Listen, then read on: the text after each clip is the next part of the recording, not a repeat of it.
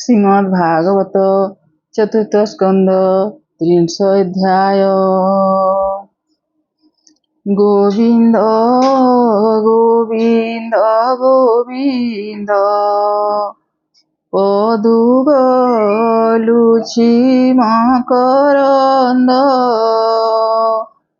से मकरंद पान करी हेले तरिले ब्रजनारी से ब्रजनारीଙ୍କ पୟରେ मन मोर हो निरंतरे मन मो निरंतरे रहू हा कृष्ण बोली जीव जाऊ हा कृष्ण बोली जाऊ जीव मोते उद्धर वासुदेव मोते उद्धर वासुदेव मोते उद्धर वासुदेव। ओं गं गणपतये नमः। विदुर उवाच तदन्ते पचारे विदुर शुण मैत्रेय मुनिवर तुमे जे कहिथिल पूर्वे तपे प्रचेता भाई सर्वे हरि भजिबे एक भावे सेमाने रुद्र गीतास्तवे कह से देव गुरु ईश ताहांकु साध्य हेला किस से सर्वे बड़ भाग्यवंत देखिले उमा देवी कांत सेरे तांकु रुद्र गीता देले से तही जोग सिद्ध कले हरिंकु पाइबे केमंते यह काल एकिबा अन्ते एकथा कह मुनिवर ताहा श्रवणे इच्छा मोर। मैत्रेय उवाच शुण विदुर सुचेतन तदन्ते जे बण विधान से गीता वाक्य होई तोष तप साधिले भाई दश बाटरे भेटिले ईशान से तांकु देले दिव्य ज्ञान से दीक्षा पाई दश भाई समुद्रे प्रवेशिले जाई बुलीण समुद्र मध्यरे तपस्या कले निराधारे अयुत संवत्सर जाए से तप कले कठाए तदन्ते देव नारायण दर्शन देले तत्क्षण हरिंक कांति शोभा कला ता देखी तांक दुख गला गजेन्द्र पुष्टे दिव्य अंगे खगेन्द्र पृष्ठे दिव्य अंगे जन्हे जीमुत मेरु शृंगे पीत वसन परिधाने जन्हे जडित नवघने अति सुंदर सुभूषण सुग्रीव कंठे मणिगण रत्न समूहे शुद्ध कांति जे दिगे तिमिर नासंती शोभने नाही पटांतर चारु सुंदर मनोहर मकर कुंडल श्रवणे रंजित नाना मणिगणे कंच बदन शोभा करे कोटि अनंग दर्प हरे अष्ट आयुध सर्वे छंती सेवक सेवन करंती देव समूहे मुनि जने सेवंती निगम वचने तांकु देखी दश भाई नमिले दंड प्राय होई संतोषे तांकु दाम्बोदर कहंती वचन मधुर। श्री भगवान उवाच ଶୁଣ ହେ ନୃପତି ନନ୍ଦନ, ହୋଇଲୁ ତୁମରେ ପ୍ରସନ୍ନ। ଯେଣୁ କଠୋର ତପ କଲ, ଏବେ ହୋଇବ ତୁମେ ଭଲ। ହେ ପୁତ୍ରେ ବର ମାଗ ଦେବା, ଯେଣୁ ଆମ୍ଭରେ କଲ ସେବା। ଏକତ୍ପ ଭାବେ ଦଶ ଭାଇ, କାହାରି ଭେଦାଭେଦ ନାହିଁ। ସମାନ ଧର୍ମ ସମଶୀଲ, ଏଣୁ ଆମ୍ଭରେ ଯୋଗ କଲ। ତୁମର ଶୁଣି କୀର୍ତ୍ତି ଯଶ, ଶ୍ରବଣେ କଲୁ ସବିନାଶ। ଯେ ନର ଶଯ୍ୟା ରୁଠିଣ, ତୁମରେ କରିବ ଶ୍ରବଣ। ନୋହିବ ତାଙ୍କ ଭାଇ ଭେଦ, ସେମାନେ ନ ପାଇବେ ଖେଦ। ସକଳ ଭୂତେ ସମଭାବ, ଖଣ୍ଡିବେ ଦୁଃଖ ପରାଭବ। ଯେ ନିତ୍ୟ ଏ ପ୍ରାତ ସନ୍ଧ୍ୟାରେ, ଏ ରୁଦ୍ର ଗୀତା ସ୍ତବ କରେ। ମୁଁ ତାରେ ଦେଖି କାମ୍ୟ ବର, ଶୋଭନ ମତି ହେବ ତାର। ଯେଣୁ ଏ ତୁମେ ଦଶ ଭାଇ, ପିତାର ଆଜ୍ଞା ଶିରେ ବହି। ସନ୍ତୋଷେ ତପ ଆଚରିଲ, ଏଣୁ ଲଭିବ କୀର୍ତ୍ତି ଭଲ। ବିମଳ ସୁଯଶ ତୁମର, ବିଖ୍ୟାତ ରହିବ ମହୀର। ତଦନ୍ତେ କିଛି କାଲନ୍ତେ, ଏ ତୁମ୍ଭ ପତ୍ନୀ ଗର୍ଭଗତେ। ହୋଇବ ଏକ ଯେ ତନୟ, ସେ ହେବ ବ୍ରହ୍ମ ପୁଣ୍ୟମୟ। ଏ ପୁତ୍ର ଆତ୍ମା ବୀର୍ଯ୍ୟ ବଳେ, ପୁରିବ ଏ ଲୋକ ସକଳେ। ବଂଶର ସଂଖ୍ୟାତ ନ ଯିବ, ସୃଷ୍ଟି ସର୍ଜନ ତେବେ ହେବ। ଯେ କନ୍ୟା ବିଭା ହେବ ତୁମେ, କହିବା ତାର ଜନ୍ମ ଏବେ।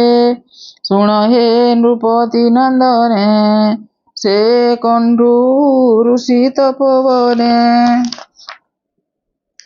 ତାଙ୍କ ଆଶ୍ରମେ ଅନୁସରି, ହଇଲା ଏକଇ ସୁନ୍ଦରୀ। ପ୍ରମ୍ଳୋଚା ନାମ ଯେ ତାହାର, ଅପ୍ସରା ଗଣେ ଶ୍ରେଷ୍ଠ ସାର। ତାହାକୁ ଦେଖି ମୁନିବର, ଅନଙ୍ଗେ ହୋଇଲେ ଅସ୍ଥିର। ଛାଡ଼ି ତପସ୍ୟାଧି ଧ୍ୟାନ, ତାରୂପେ ପାଶୋରିଲେ ଜ୍ଞାନ। ତା ଅନୁସଙ୍ଗେ ମୁନିବର, ଗୃହସ୍ଥ ଧର୍ମେ ସୁବିଚାର। ଏମନ୍ତେ କିଛି କାଲାନ୍ତରେ, ଅମୋଘ ବୀର୍ଯ୍ୟ ତା ଉଦରେ। ରହିଲା କାଲ କର୍ମ ଫଲେ, ବିଧି ସଂଯୋଗେ କର୍ମ ବଳେ। ତାହାରି ଗର୍ଭେ ଏକ କନ୍ୟା, ହୋଇଲା ଗୁଣଶୀଲେ ଧନ୍ୟା। ସେ କନ୍ୟା ବନେ ତେଜ୍ୟା କରି, ତତ୍କ୍ଷଣେ ଗଲା ନିଜ ପୁରୀ। ସେ ବନେ ଯେତେ ବୃକ୍ଷ ଥିଲେ, ସେ ସର୍ବେ କନ୍ୟାକୁ ଘେନିଲେ। ସେ କନ୍ୟା କ୍ଷୁଧାର ବିକଳେ, ରୋଦନ କଲା ବୃକ୍ଷ ମୂଳେ। ତାହାକୁ ଦେଖି ପୁରନ୍ଦର, ଦୟାରେ ହୋଇଲେ କାତର। ତର୍ଜନୀ ଅଙ୍ଗୁଷ୍ଠୀ ତାହାର, ତା ମୁଖେ ଦେଲେ ତୋଷଭର। ସେ ଇନ୍ଦ୍ରୀ କରେ ସୁଧା ଥିଲା, ତା ପାନେ କ୍ଷୁଧା ଦୂର ହେଲା। ଏମନ୍ତେ ସେ ବନେ ସୁନ୍ଦରୀ, ରହିଲା କର୍ମ ଅନୁସରି। ସେ ଗୁଣବତୀ କନ୍ୟା ସାର, ତା ଅନୁରୂପେ ତୁମେ ବର। ଆମର ଭକ୍ତ ତୁମ ପିତା, ସୃଷ୍ଟି ସର୍ଜନେ କରି ଚିନ୍ତା। ତେଣୁ ତୁମଙ୍କୁ ଆଜ୍ଞା ଦେଲେ, ଏ ସୃଷ୍ଟି କର ତାଙ୍କ ବୋଲେ। ଏଣୁ ଏ ତୁମେ ଦଶ ଭାଇ, ସେ କନ୍ୟା ବିଭା କର ଯାଇ। ସମାନ ଧର୍ମେ ତୁମେ ମାନେ, ଏ ମୋର ବାକ୍ୟେ ତୋଷ ମନେ। ସେ କନ୍ୟା ତୁଳେ ସୃଷ୍ଟି କର, ସେ ଯଜ୍ଞ ଅଟଇ ତୁମର। ଦେବତା ଆୟୁଷ ପ୍ରମାଣେ, ଜୀବନ୍ତେ ରହ ସୁକଲ୍ୟାଣେ। ପୃଥିବୀ ସୁଖେ ଭୋଗ କର, ତ୍ରିବିଧ ତାପ ପରିହର। ମୋ ପାଦେ କରିବ ଭକତି, ବୈକୁଣ୍ଠେ ଲଭିବ ବସତି। ଏ କର୍ମ ବନ୍ଧ ବିନାଶିବ, ବିଷୟ ଭୋଗ ନ ଲାଗିବ। ଏ ଗୃହ ଧର୍ମେ ବସ୍ତୁ ଯେତେ, ମତେ ସମର୍ପି ଶୁଦ୍ଧ ଚିତ୍ତେ। ଉଦାସୀ ଜନ ପ୍ରାୟ ହୋଇ, ମୋର ଭକତି ହୃଦେ ଧ୍ୟାଇ। ତାକୁ ନ ଲାଗେ ମାୟା ମୋହ, ହୁଡ଼େ ଦୁର୍ଜନ ବନ୍ଧୁ ସ୍ନେହ। ମୈତ୍ରେୟ ଉବାଚ। ମୈତ୍ରେୟ କହନ୍ତି ବିଦୁର, ଏମନ୍ତେ କହନ୍ତେ ଈଶ୍ୱର। ମୁଣ୍ଡ ନୁଆଇ ଦଶ ଭାଇ, ପ୍ରମାଣ କରନ୍ତି ବିନୟୀ। ସେ ମୁଖ ନିରୋପି ଚାହିଁଲେ, ଆନନ୍ଦ ସାଗରେ ବୁଡ଼ିଲେ। ନମସ୍ତେ ପ୍ରଭୁ ଭଗବାନ, ଏ ଭବୁ କରିବେ ମୋଚନ। ସ୍ମୃତି ପଠନେ ଦଶ ଭାଇ, ଶୁଣି ସନ୍ତୋଷେ ଭାବଗ୍ରାହୀ। ସମ୍ପୂର୍ଣ୍ଣ ଲୋଚନେ ଦେଖିବା, ନିରତେ ଚରଣ ସେବିବା। ଏମନ୍ତେ ସେବାଞ୍ଚନ୍ତେ ମନ, ହରି ହୋଇଲେ ଅନ୍ତର୍ଧ୍ୟାନ। ସେ ଯେ ପ୍ରଚେତା ଭାଇ ଦଶ, ଆକୁଲେ ଚାହିଁ ଦଶ ଦିଶ। ନ ଦେଖି ପ୍ରଭୁ ଚକ୍ରଧର, ସେ ଦିଗେ କରି ନମସ୍କାର। ବିଚ୍ଛେଦ ଶୋକେ ନିମଜ୍ଜିଲେ, ସେ ଦୁଃଖ ସାଗରେ ବୁଡ଼ିଲେ। ପଡ଼ିଲେ ମୃତ ଶବ ଜାଣି, ସେ ହରି ବିଚ୍ଛେଦେ ଧରଣୀ। ଆତ୍ମା ବିହୀନେ ଯେତେ ଦେହି, ଚେତନା ଶୂନ୍ୟ ସର୍ବ ଭାଇ। ତତ୍କ୍ଷଣେ ଦେହ ଭାବ ପାଇ, ଜଲୁ ଉଠିଲେ ଦଶ ଭାଇ। ଉଠି ଚାହିଁଲେ ଦଶ ଦିଗ, ତୁମ ଆଚ୍ଛାଦେ ଭୂମି ଭାଗ। ଆକାଶେ ଗୋଟି ବେଢ଼ିଛନ୍ତି, ଦକ୍ଷିଣ ପ୍ରକୋପେ ଜଳନ୍ତି। ସର୍ବେ ବିଚାରି ଏକ ମନେ, ବୃକ୍ଷ ନ ରଖିବା ଭୁବନେ। ଆକାଶେ ଗୋଟି ବେଢ଼ିଛନ୍ତି, ଦକ୍ଷିଣ ପ୍ରକୋପେ ଜଳନ୍ତି। ସର୍ବେ ବିଚାରି ଏକ ମନେ, ବୃକ୍ଷ ନ ରଖିବା ଭୁବନେ। ଅଗ୍ନି ପବନ ଶୀଘ୍ର ଦୁଇ, ମୁଖୁଦ୍ଗାର କଲେ ସେହି। ସେ ଅଗ୍ନି ପବନ ବହିଲେ, ସମସ୍ତ ଦ୍ରୁମ ନାଶ ଗଲେ। ଅନିଳ ଅନଳ ପ୍ରତାପେ, ଅତି ଉଷଣ୍ଣ ଧୂମ ବ୍ୟାପେ। ତା ଦେଖି ବେଗେ ପିତାମହ, ଜାଣିଲେ ଗଲା ଭୂମି ରୁହ। ସେ ନିଜ ଲୋକକୁ ଅଇଲେ, ସେ ଦ୍ରୁମ ବିନାଶ ଦେଖିଲେ। କ୍ରୋଧ ସାନ୍ତ୍ୱନା କରି ତାଙ୍କ, ପ୍ରବୋଧି କହିଲେ ଅନେକ। ହେ ପ୍ରଚେତ ସଗଣେ ଶୁଣ, ବୃକ୍ଷ ହୋଇଲେ ଅତି କ୍ଷୀଣ। ତୁମେ ଯେ ଅଟ ସର୍ବଜ୍ଞାନୀ, କିମ୍ପା କରୁଛ ସୃଷ୍ଟି ହାନି। ଏବେ ଯେତେକ ଦ୍ରୁମ ଶେଷ, ରହନ୍ତୁ ଯାଇ ବନ ଦେଶ। ବୃକ୍ଷ ସାନ୍ତ୍ୱନା କରି ତାଙ୍କ, ପ୍ରବୋଧି କହିଲେ ଅନେକ। ବୃକ୍ଷକୁ ଡାକି ପଦ୍ମଜନୀ, କହିଲେ କନ୍ୟା ଆସ ଘେନି। ଦଶ ଭାଇଙ୍କୁ କନ୍ୟା ଦେଇ, ନିର୍ଭୟେ ବନେ ରହ ଯାଇ। ଆପଦେ ବିଧି ବାକ୍ୟ ଶୁଣି, ତାହାଙ୍କୁ ଦେଲେ କନ୍ୟା ଆଣି। ସେ କନ୍ୟା ନାମ ଯେ ମାରିସା, ପଦ୍ମଲୋଚନୀ ପିକ ଭାଷା। ସେ ସର୍ବ ଲକ୍ଷଣେ ସୁନ୍ଦର, ତା ତୁଲେ ନାହିଁ ପଟାନ୍ତର।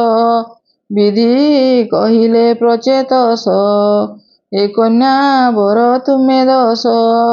ଏମନ୍ତ ଧାତାର ବଚନେ, ସନ୍ତୋଷ ଭଜିଲେ ସେମାନେ। ତତ୍କ୍ଷଣେ କନ୍ୟାକୁ ବରିଲେ, ସେ ଧାତା ନିଜ ପୁରେ ଗଲେ। ତଦନ୍ତେ ସେ ଯେ 10 ଭାଇ ନୃପ ଆସନେ ସୁଖେ ରହି ସେ ବିଷ୍ଣୁ ବାକ୍ୟେ ପ୍ରଚେତସ ସୁଖେ ପାଳିଲେ ପ୍ରଜା ଦେଶ ଅନେକ ଦାନ ଯଜ୍ଞ କଲେ ହରିଙ୍କୁ ସ୍ୱଧର୍ମେ ତୋଷିଲେ ଏମନ୍ତେ ଶୁଣ ହେ ବିଦୁର ସେ କନ୍ୟା ଉଦରେ ତାଙ୍କର ଜନ୍ମିଲେ ଦକ୍ଷ ପ୍ରଜାପତି ପୂର୍ବେ ଯେ ବ୍ରହ୍ମାର ସନ୍ତତି ଗିରିଶ ନିନ୍ଦା ପୂର୍ବେ ଯେଣୁ ଗର୍ଭଜାତନା କଷ୍ଟ ତେଣୁ ସେ ପାପ ବିଜେ କୁଟେ ଥିଲା କେବେ ହେଁ ମୋଚନ ନ ହେଲା ଚାକ୍ଷୁଷ ମନ୍ମନ୍ତର ଅନ୍ତେ ପୂର୍ବ ସୁକୃତ ଲୁପ୍ତ ଯାନ୍ତେ ସେ ଦକ୍ଷ ଗର୍ଭୁ ଜନ୍ମ ହେଲେ ଏବେ ସେ ପ୍ରଜା ସୃଷ୍ଟି କଲେ ଜନ୍ମିଲା ମାତ୍ରକେ କୁମର ତେଜତା ହେଲା ଅଗୋଚର ତେଜସ୍ୱୀ ମାନେ ଯେତେ ଥିଲେ ତାତେ ଯେ ସର୍ବେ ଲୀନ ହେଲେ ସେ ସର୍ବ କର୍ମେ ଦକ୍ଷ ଯହୁଁ ତା ନାମ ଦକ୍ଷ ଦେଲେ ତହୁଁ ବିବିଧ ପ୍ରଜାପତି